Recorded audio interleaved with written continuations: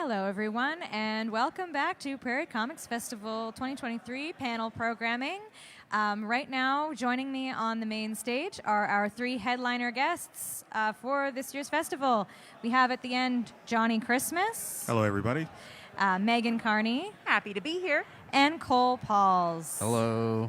Woo! All of these folks sitting at the... Yay! That's right. So excited to have you three here in Winnipeg. All three of you folks are from out of town, from Vancouver and Toronto, and even further than that, you're originally from the Yukon. Yes. Yeah, yes. Today we're just going to be chatting with everyone about, their influences, how they got into comics in the first place, and we're just super, super excited. And if you like what you hear right now today, at this moment, you can also join us at McNally Robinson this evening at 7 p.m., where we'll also be doing another panel with our three lovely guests. So come on down for that if you're watching. So I just want to get the panel started at the end with you, Johnnie, just introducing yourself and letting us know some of the work that you've done, where you're from. Sure. My name is Johnnie Christmas, and I am a cartoonist. I've worked on a number of works over the years. I started with a book called Sheltered. Even before that, I was one of those kids who always drew and came up with stories, and always wanted to write and tell comic book stories. The comic book medium was always the one that appealed to me the most. So I broke into the industry drawing a series called Sheltered with my friend Ed Brisson.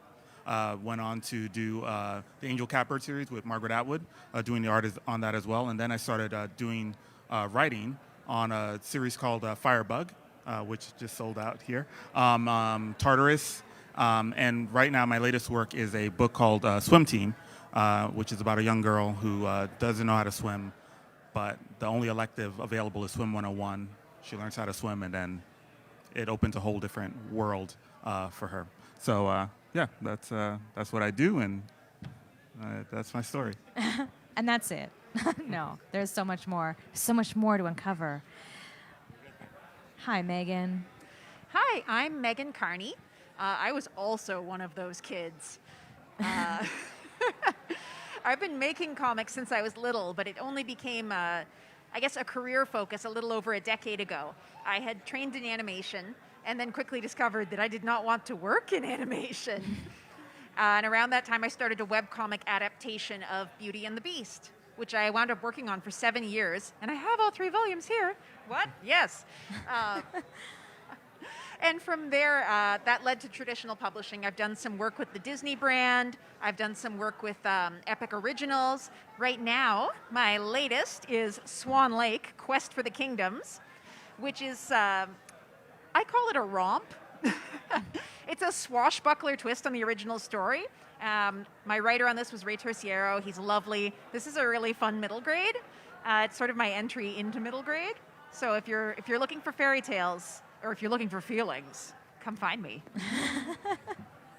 Amazing. Thank you. And Cole. I first started comics when I was very young as well. I started self-publishing at 15. My first book came out in 2019, Dakota Warriors. I originally self-published it as 3 issues, and then I got Conundrum to publish the collection. And then I've just continued my relationship with Andy since. I've published Pizza Punks, which was technically my first book, but it came out as my second book. And then my latest book, Quandar, came out last November. And I just signed a 4th book with them. Come out next fall. Congratulations. So thank you. I just draw all the time. And you live in Vancouver now, and you're originally from... The Yukon, yeah. Yukon, yeah. So we've got quite a bit of Canadian comic rep here, which is so great to see, because for the layman who is just kind of maybe just sees comics peripherally and doesn't really engage with them super well, we sometimes think of comics as just an American thing, without really knowing the truth, the dark truth, which is that they are everywhere and so varied. And none of you. Well, I wouldn't say that. Johnny did create a superhero comic with a catbird. That's right. Which Angel is Catbird. just so good. With the Canadian legend, of course. Yes, exactly. The Canadian legend. Margaret Atwood. So it's just great to see all these awesome Canadian folks at this table here, working in comics as your like full-time gig. I just kind of wanted to get maybe a little bit deeper into like how did comics come into your lives? Like I know that Megan and Johnny and you too, Cole, you've just been kind of drawing or doodling like since you were little, but like what was it that made you kind of say sequential art medium is where I think it's the best place for my stories to go?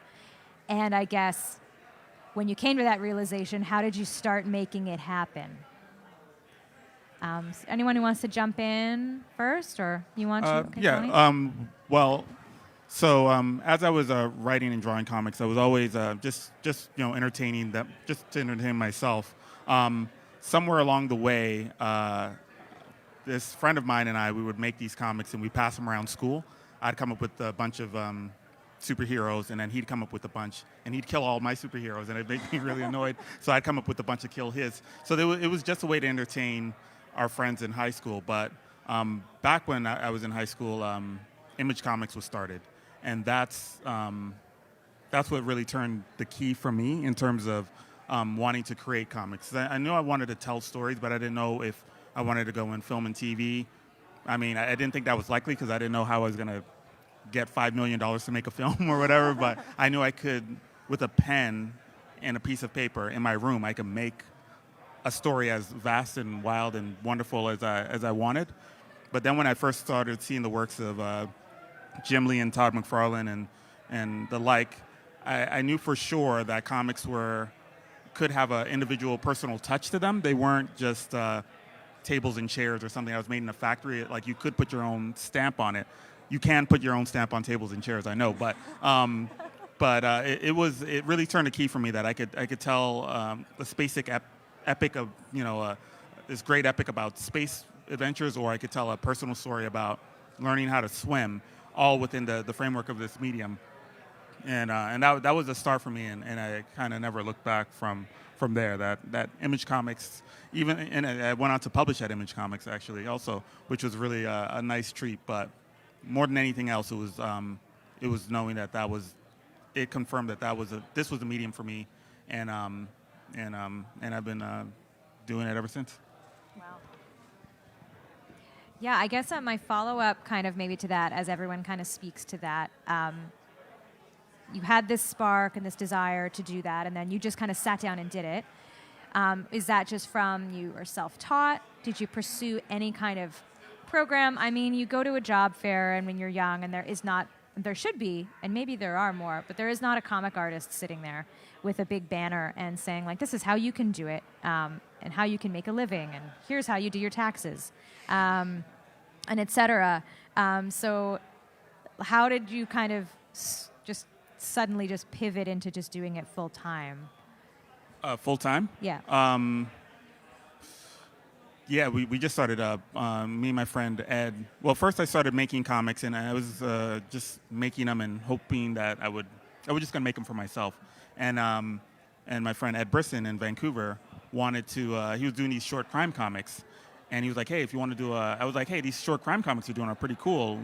We should do a 5-pager together," because I'd never collaborated with anyone before. And he was like, "Hey, why don't we take this pitch and pitch it to Image Comics?" And I was like, "No way, that won't work." So we pitched something, and it didn't get picked up, but we had a lot of back and forth for 6 months, which was incredibly encouraging to me, because I didn't think we were going to get a response at all. Yeah. So then we sent another one, and then that got picked up, and that was sheltered. So that it kind of, I was going to go the independent route, but then I somehow made it into this other route that I wasn't really After expecting. saying no to it. You're like, nah. Yeah. I mean, it's like, probably not going to work out. Yeah, totally, yeah. I was just more good kismet that it did. Yeah, totally, because I was more into personal stories, which I eventually ended up doing with Swim Team and such, but I just didn't think that was going to be a route for me, but I was pleasantly surprised.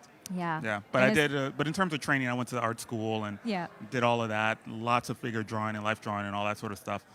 So there is a formal background to it, but the business, as we all know, is a whole different beast. altogether. Yeah, So, you were just collecting your tools in order Absolutely. to create. Yeah, yeah. How about you, Megan? So when I was 6, my cousins came to visit, and they needed my bedroom, so I slept in my dad's office. And on the bottom shelf of my dad's bookcase was a single Garfield collection and a single Calvin and Hobbes collection, and I was sleeping on the floor staring right at them. And so I stayed up very late for someone who's 6 that night, huddled by the nightlight, trying to basically read, teaching myself to read. Just like, there are words and pictures here. What on earth? I need to stay up really late until I can figure this out. And basically that's stayed with me ever since. I was definitely doing like fan comics and that kind of thing as a teen, and self-publishing a little bit when I was in post-secondary. But after I graduated, I had a brief job in video games that was a real bad time. And I decided, well, I think I need something for me, and I started a webcomic, and it really kind of took over everything for me. Yeah, and that webcomic was Beauty and the Beast. It was. Which is how, before I even met you, that is how I interacted with your stuff. I read your webcomic, and the updates that would go up on the Quietly, and I'd just be like hitting the arrow button and being like, oh yes, there's been so many pages since I last was here. This is great. Where did I leave off? Yeah. Which is just so great that now, I don't know, that must be like 10, 12 years later. Yeah. Here you are sitting at a table at a festival that I've helped organize just to come be as a guest, because your work is so great, and following your work too, of just how you created the webcomic, and it was free. You just, like you said, and like Johnny said, and when you first started, you were just making it for yourself. And seeing how, again, you've kind of grown from that, and now you've done this Swan Lake book with Harper Kids. Yeah, and like Harper Collins, everyone is big, It's major. Harper Alley. Harper Alley. So very, both. yeah, sorry. It's a very big deal. And your next book, which is just, your next book, which is Corpse to Ballet, Ah, yes. which is like it's like a YA version, sort of Suspiria. I think that's a fair description. But that is just something that you have been talking about wanting to do for years, and now you get to do it. And it's just so incredible that just from that little kernel of laying on the floor of your dad's office to now, it just has carried you, and that's great. And I also did follow your time doing animation, and animation, for the uninitiated, is very punishing as an artist. And though there is now more knowledge, as we're seeing in the film industry, about how underpaid folks are in all aspects of creating film who are not a CEO, animation particularly was worse. Long hours, and I think all of us, watched Don Bluth movies as a kid. If you did become an artist and you were like, oh, I want to do that. I'm going to make my own Secret of Nim one day. And it's tough out there. It's getting a little better, but comics, I liked how Johnny put it, like, you wanted to go into TV or movies, but it costs so much money. So that's what comics are. You're making sort of a movie with words and pictures. You're making the storyboards, essentially.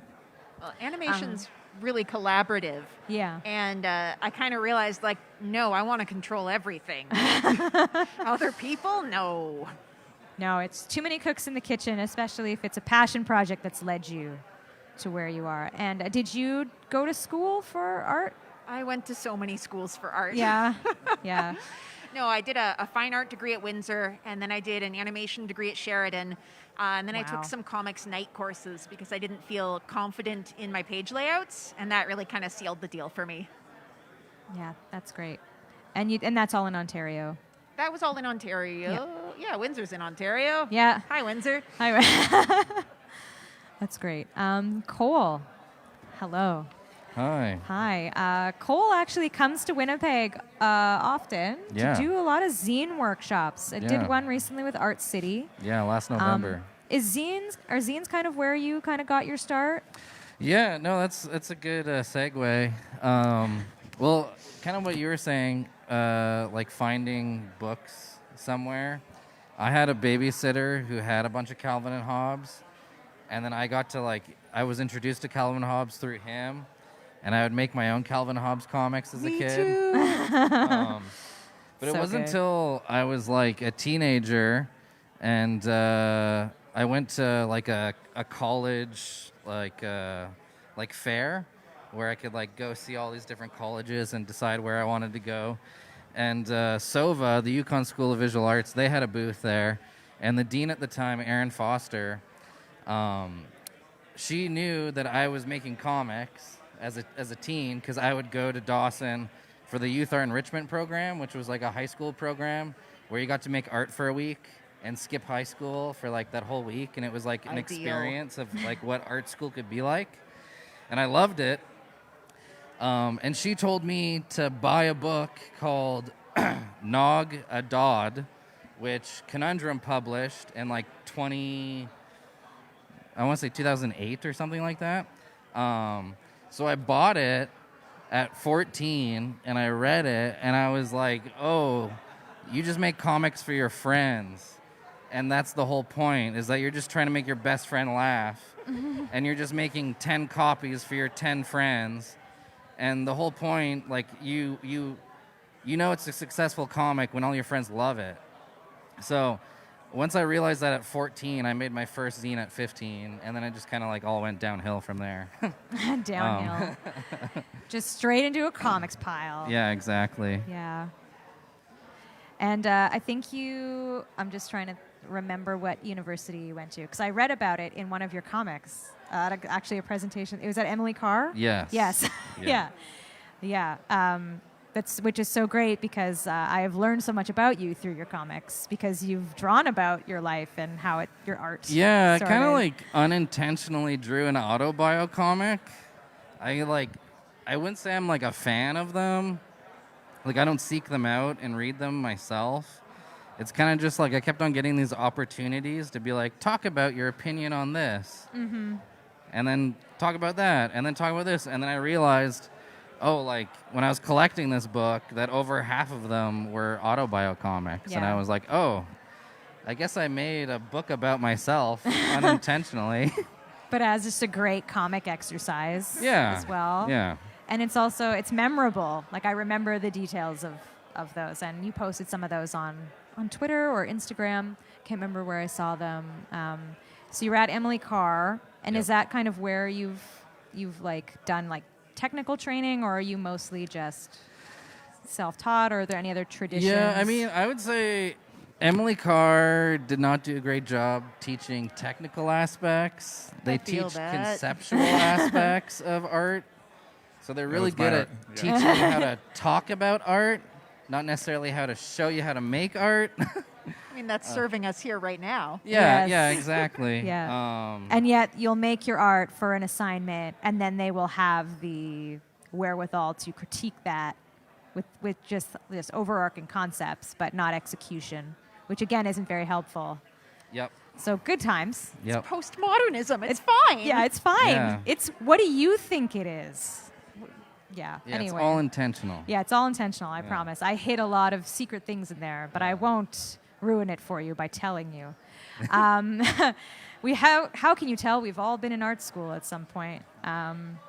But yeah. BA and BS. Yes. Yeah, and I guess the reason that I keep asking that question is because I know a lot of folks who come around, or like I've done a table and they're like, how can I learn to do this? And it sounds like with all of you, it's just, you just did it. You just sat down and you were like, I'm just going to give it a try Yeah. with the tools that you garnered from training. And there are a lot of folks out there who are self-taught, and that's great. But then if you really want to improve the way that that you're telling your stories, a training is valuable. So, and a lot of people are like, well, what do you think I should do? Like, especially for writing, should I get a master's in creative writing? And I'm like, I don't think so, unless you want to. Yeah, I found art school was really helpful, and mostly in learning how to keep deadlines. Yeah. I went to the Pratt Institute in Brooklyn, and it was same thing, much more conceptual than technical. Yeah. But we would be just loaded up with so many assignments that you had to get done in this narrow window. So it just taught us how to finish things more than how to make them. Yeah, kind of, yeah. And how to talk about them, like as you say, degree and BS kind of. Yeah. Yeah. Well, that's great. I think if you are looking for an academic understanding of the arts and just want to muck around making abstract paintings, then university is the route to go. If you want technical training, you want a college. Yeah, definitely. And I find colleges just have more opportunities for engaging with an actual active community who is doing the artwork that maybe you're currently interested in, which kind of is where I want to take my next question about. So Johnnie is from Vancouver, and you're in Vancouver as well, Cole, and Megan is in Toronto, and those places have really active comic scenes. VanCaf, TCAF, they're very big examples. You just walk in those doors and you can see just how vibrant the community is. So I just wanted to talk about how community has shaped you as a creative person. Community that you, because Ed's out in Vancouver as well. He's He's in Halifax. Yeah. I just remember that from 2019. Vague memories of him being at HalCon. So yeah, and not even maybe your local community, but just maybe the comics community that you've engaged with through your career. How has that kind of shaped your work, or where you go, and who you talk to? For me, it was very helpful, especially at the beginning. Like meeting Ed was very important because at a certain point, I decided I wanted to make a go of comics and really go for it. I was new to Vancouver, and I was. And I knew it was like the time to either do it or not do it. And but a lot of folks that I kind of knew and other friends weren't as motivated about comics as I was, so I kind of felt a little out of place, you know, because I was like really kind of sharpening my knife, and a lot of folks were just kind of like really just enjoying it as, you know, to make them or whatever, but not with the same focus that I had. But meeting Ed was really instructive because I started talking to this guy, and I was like, wow, this guy's just as like, he's just as like, serious about this as I am, you know, in a way that was very present and apparent. So us working together was really helpful because as hard as I was pushing, he was pushing as well. And there was like not a kind of day off kind of mentality. We were like gonna make it happen. So that was really helpful. And then something interesting, I don't know if this has happened to you all or what you've found in your creative journeys, is that at the beginning it's like you start off in a kind of a group and a tribe, but then you have to wander across the desert on your own. Yeah. There's a point in time where you have to leave the tribe, you know, and then and that kind of happened with my comics community thing also. And then as you're wandering across the desert, you find another group, you know, and then you like hunker down with them for a while, and then you learn the lessons there, and then to continue your journey, and you have to leave home again. It's like a series of, it's like a continuing series of leaving home when you realize the things that you want to do and the things that the direction you have to take, and everyone has been wandering on their own also, and you guys have just kind of coalesced in this spot, and it's not just you leaving, but they're all leaving too, you know. So right now it feels like I'm in the desert right now, kind of wandering. It feels good because I've done it before, so it's not as I've done this process before, and I know I'm going to meet up with another little group. Yeah. But and it's also just nice to take a break too. Say again? Like to take a break too, almost, and be like you said, it's nice to be on your own and to just kind of just come back to blank slate territory and be like, and I'm ready to absorb. Yeah, and it's such a solitary profession as it is. Like there's so much, like you have to do it alone. Yeah. So community helps only so much, but then, you know, when you're doing all those hours, you have to do them alone, you know, and that's just kind of the way it is. Yeah. Yeah, for sure.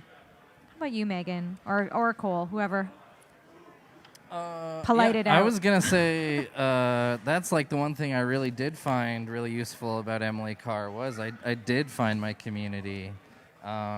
Specifically, shout out to Kathleen Gross just over there. Yeah. Because they were one of the first friends I ever made at Emily Carr, and the illustration major, like the class that I graduated with, we've all kind of moved on to do our own careers, and some of us have stayed in Vancouver, other people have moved to America or other places in Canada.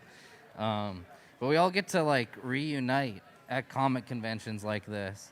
And at Toronto, there was like 4 of us, and it felt like a very like hell yeah moment. Like we are all here in Toronto.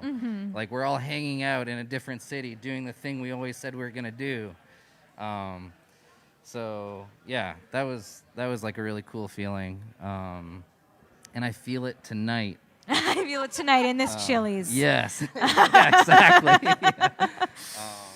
Oh, that's so good. Yeah. Oh, and I guess like to answer your earlier question about like getting into comics and stuff, I would say it's just like do the work.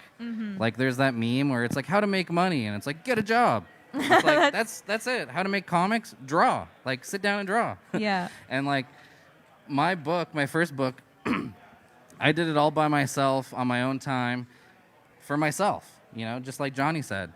And because of that, it's like people came to see the work, and then also people wanted to publish it because it's like, oh, you're a serious person. Because even if I don't have a publisher, I'm still going to finish this book with or without you. And like with or without an audience, I'm still going to finish it for myself. And then that shows publishers that like you're serious, like you're in it for the long haul. And yeah, so that's the trick is, you know, start and finish the comic. That's the trick. I was very lucky early in my career in that for many years I managed a co-work space called Comic Book Embassy. I had opened it up because I wanted an office out of the house, and I had brought some people on board essentially to co-rent the space. And as a result, I wound up with just a wonderful cohort of people with very similar goals.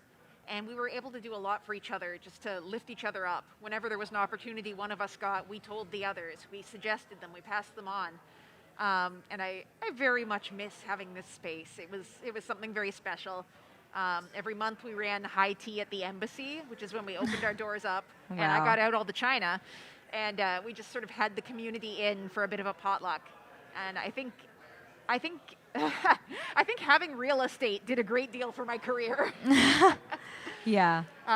But as Cole said, and as a professor of mine, Mark Mayerson said, done is better than perfect. Finishing something says more about what you can do than fussing over something until it's perfect.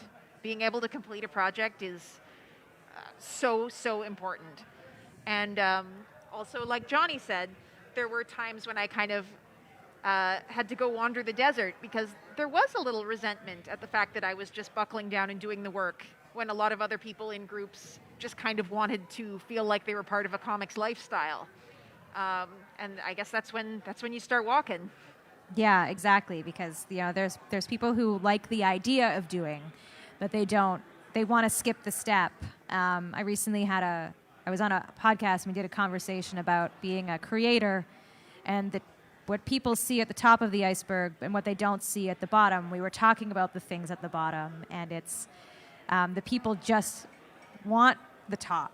They don't want the bottom. The bottom is so much bigger than what you're representing in your work when you're going to a convention or you've published a book. There is so much more involved than just what people see. So that's why these panels and participating in them is so great. I also just quickly before we get into questions, everyone at this table is an artist. I've just realized. Megan, you work with writers though. Johnny, you do too, and Cole. I used to. You used to, yeah. Yeah. So now you're solo. Yeah, now I'm solo. Yeah, so that's great because a lot of people pick up a comic book and they think, I'm seeing the art, and therefore that's the only person who has made this comic book is the artist, which is cool. The art takes a lot of work, I would say. But comics is also extremely collaborative, which you've all kind of discussed. So that brings me to what's it like? I know that Megan just said, like, no, I want to do it all myself. But That Rachel sounds was like me, very yeah. nice. And I understand that. But what is it like collaborating in those teams? Coming from a perspective of maybe, Johnny, you started doing collaboration and now you're doing it on your own. And Megan, you started doing it all on your own, and you still sort of are sometimes. But you do collaboration. And Cole, I'm not sure. Have you done collaboration before? Yeah, I'd say I have collaborators because there's certain comics I've written with people. But usually when people ask me if I have a writer, I say, I don't play nice. I like to work alone. Yeah, no, I do have like people who help translate for me, or sometimes I've written a story and I like want to make sure that something's correct, so I pass it over to someone just so they like give their approval that everything's correct.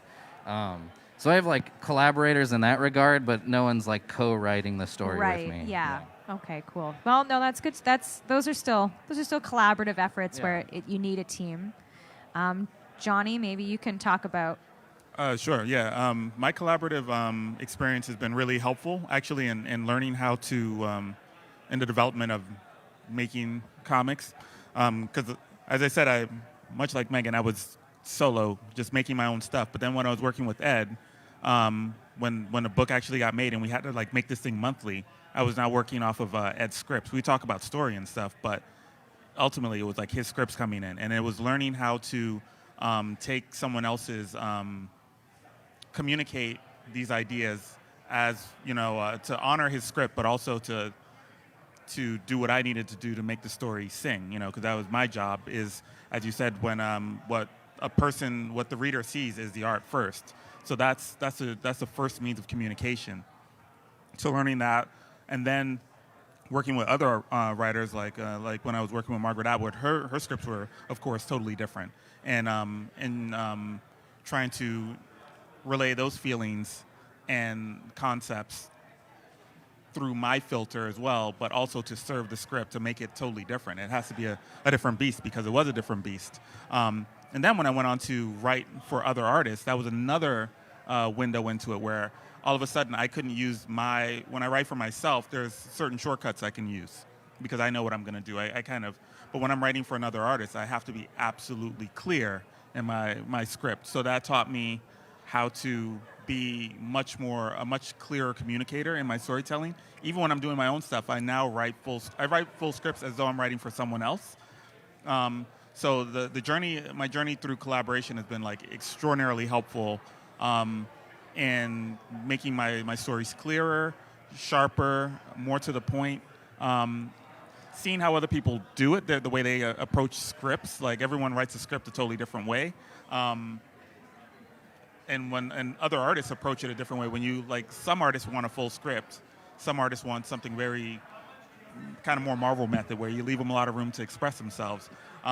So I found collaboration extraordinarily helpful. So if even as an exercise for anyone out there who might want to do even a short collaboration, because it gives you a window into it's like seeing the world through someone else's eyes, kind of. In a weird kind of way, and the things that you'll make with others is not at all what you'll make for yourself, which is kind of a very cool thing. Oh no, that's great. And I guess my one question off of that is: have you ever been in a situation where you've been collaborating and the collaborator comes back to you and you just don't agree, or or are you just kind of like, oh well, I'll try that and we'll see how that looks? Yeah, because I'm just kind of thinking, like, with Margaret Atwood, like, did you even feel empowered to be like, I don't know if this works? Or were you like, it's Margaret Atwood, I have to draw this cat. Is this about the cat's eye bikini? Is what? Is this about the cat's eye bikini? The cat's eye bikini? Yeah. Oh, my goodness. Yeah. You know what? She was very good at, actually, I remember the first time I got a script, I gave a lot of my feedback. Like, I needed to know if it was going to be a collaboration or if it was going to be if I was just going to be... Sort of like a dictation. Yeah. So I gave a lot of my notes back to see how they would be received. And they were received really well. And that's when I knew I could do the work. That's I didn't want environment, yeah. I didn't want to just be... it's an honor.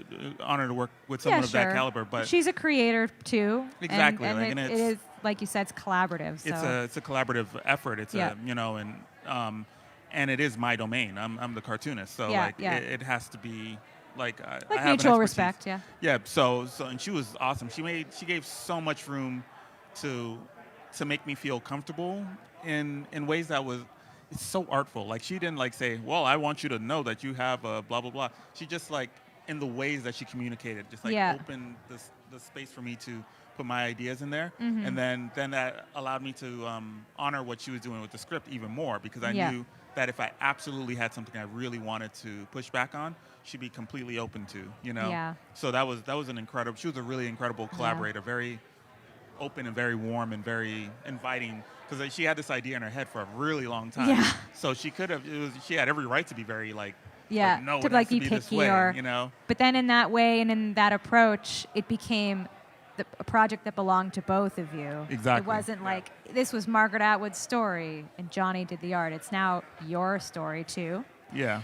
Which is how it should be. And that's great. Yeah. That's great. I can't say enough good things about working with Margaret and just like her influence and or her example. You know? Yeah, that's amazing.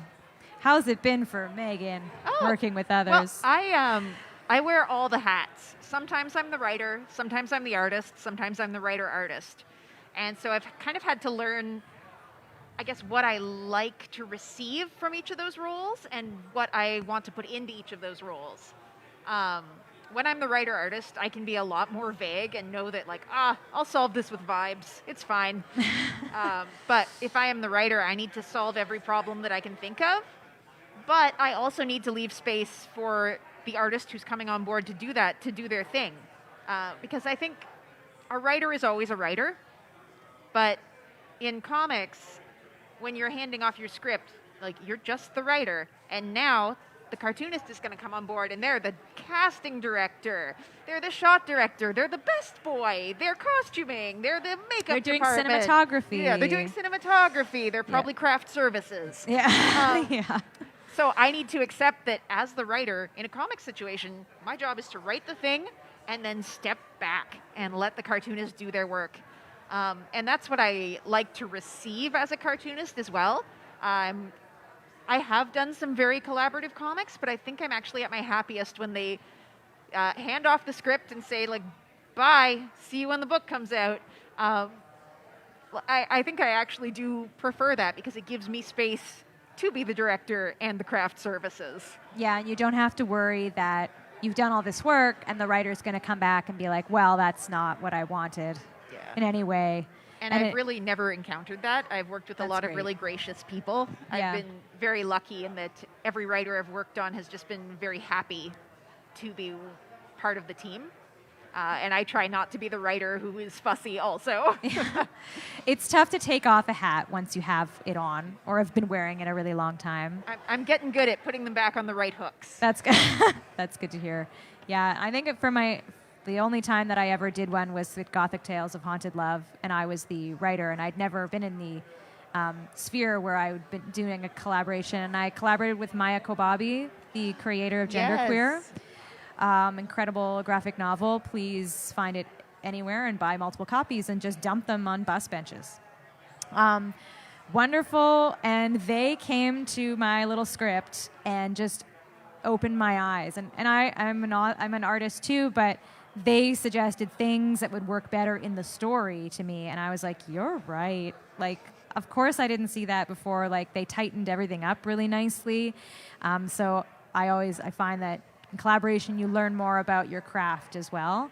And so there are a lot of really good opportunities there. And there are sometimes, I don't know, I know that you did the writing for the Disney comics. And I also got a window into that process where you have an artist who's doing all, like, Amy Meberson, I think. Amy was the lead artist. She was the lead artist, and we would just write piles of scripts, and they would all get dumped except one, like the weirdest one that the artist wanted to go with. And I would send them like 45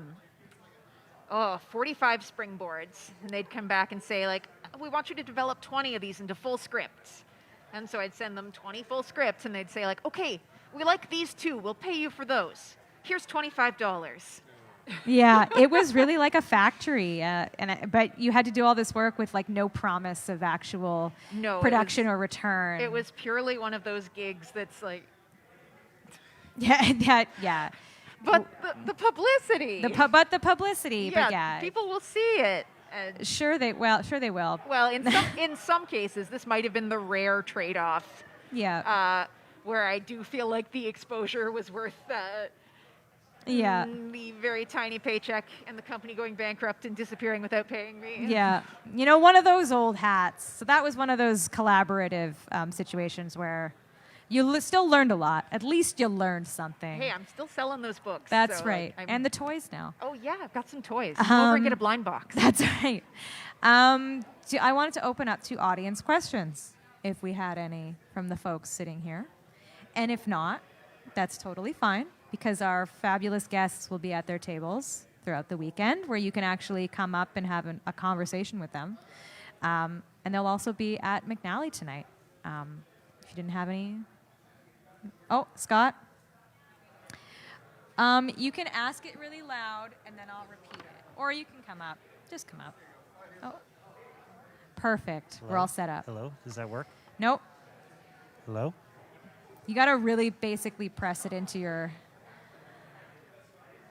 Oh, it's going through the feed, so still ask it, and then ask it loud. So yes. Scott regrets. Oh, okay. I was wondering about the editing process, because with comics, and I find this as well in my own comics, like, when it's done, it's done. You can't just like cram in an extra panel, or if like, oh, this sequence of 5 pages is too long, this should be 2 pages.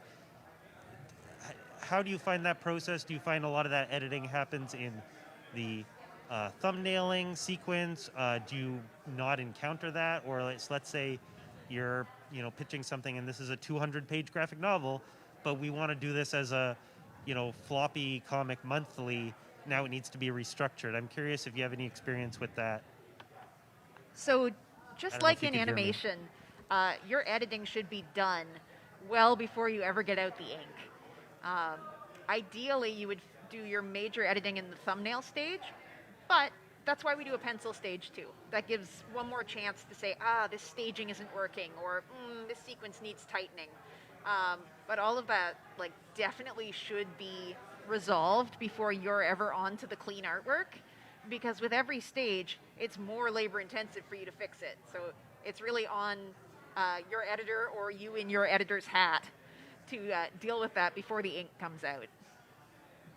Yeah, I do so much of even before my editor sees stuff, like I do so many drafts on the script stage so that I know that it's working, and that if I do get notes that I could defend them, because I've worked it out, and then at that point, they're not like silly mistakes that are being edited, things that I could have caught if I would have taken a walk and looked at it again. So the notes that do come in are really helpful, because it's stuff that I've missed after like a couple of passes, and then, as Megan says, like at thumbnails, it's kind of like where it really rubber hits the road, and that's where you really see it work as a comic, and if it's not working there, then you have a chance to like really, kind of seal the deal. And it's really rare for edits to come. I mean, there will be edits on the the final artwork stage, but they shouldn't be like structural. It should be kind of like, hey, that T-shirt is inconsistent with the T-shirt on the last page, that kind of thing. But so the way to get around that for yourself when you're making your own stuff and when working with others is to just like do all those iterations before then. Whether you do it a bunch at script stage, at thumbnail stage, just like, and then even at pencil stage if need be. So that your pages are flowing and making total sense before you get anywhere near final artwork edits. And what about you, Cole? Yeah, I mostly like thumbnail or storyboard my story first. And yeah, it's one of those things where it's like, oh, I thumbnailed 40 pages. And then when I actually pencil the comic, I'm like, oh, it's like 23.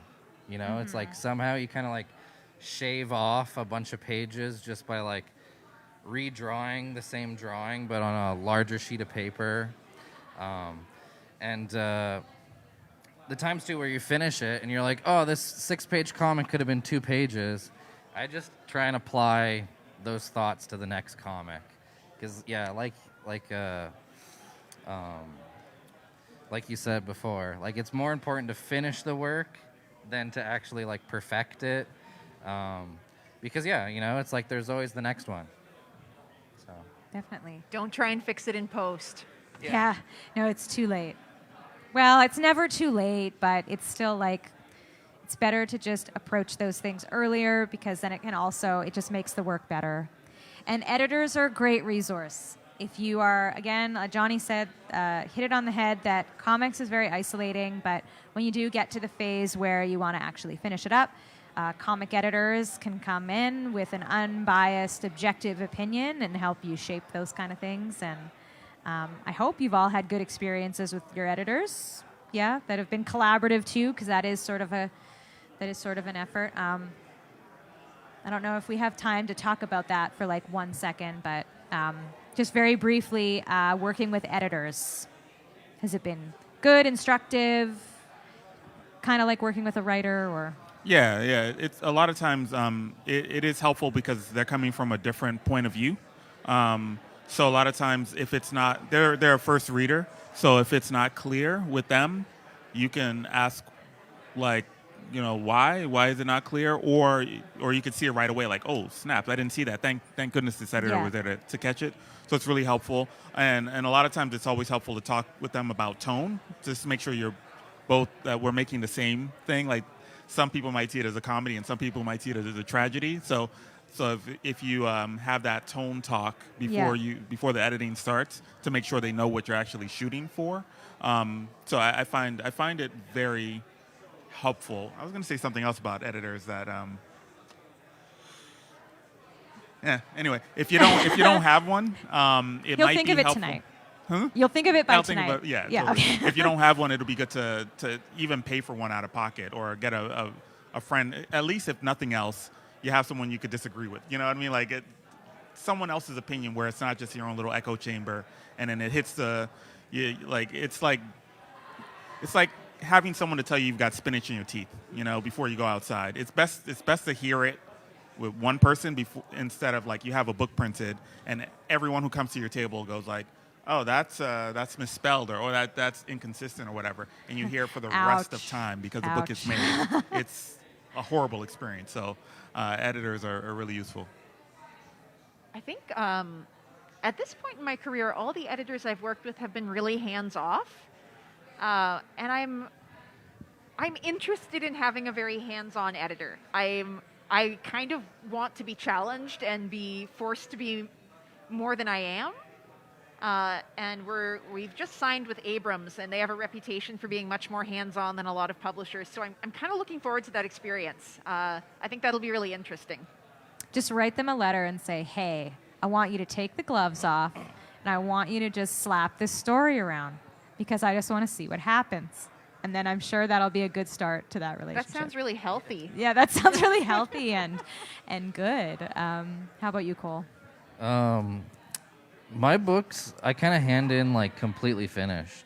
Oh, so, wow. wow. An editor's nightmare. No. Andy As doesn't an really editor. do much for editing in that sense, where I'll hand him I'll hand him the book, and then he'll be like, how about we rearrange these pages? And I go, no. Wow. And he goes, how about we do this? And I go, no. And I've said no to every single idea he's ever given me. And it's just it's just Now our he's relationship. You just hand a book in, and he's just like, I know it's going to... Yeah, I'm pretty stubborn with my vision. So, yeah, I kind of... Do you foresee that ever changing? Probably not. Okay. I'm kind of like Megan, where it's like I need complete control, or And that's I don't fair. want to do it. That's fair. That's fair. I was also an editor for a very long time, so I wear that hat too. So, and just sometimes it is what it is, and you make great work. So, I'll good. accept like the grammar edits, but when there's like, how about you rearrange this? I'm like, no, okay. no, clear vision. Megan, you can tell him about it later. I just wanted to say thank you to everyone on this panel for joining us, and thank you for the great questions and the great discussion. Again, folks, if you're out there watching or you're even here in the audience, Megan Cole and Johnnie will be at McNally Robinson tonight at 7 p.m. where you can grill them further about their careers. And you can also pick up copies of their books there at McNally, or you can pick them up right now at their tables, which are right at the front, facing And we'll sign them. the entrance. They will sign them. They will write pithy inspiration in them. They will write insults if that's what you want. So That sounds healthy too. that does sound very healthy. So on that healthy note, thank you for joining us, and just want to thank them with our applause. Thank you.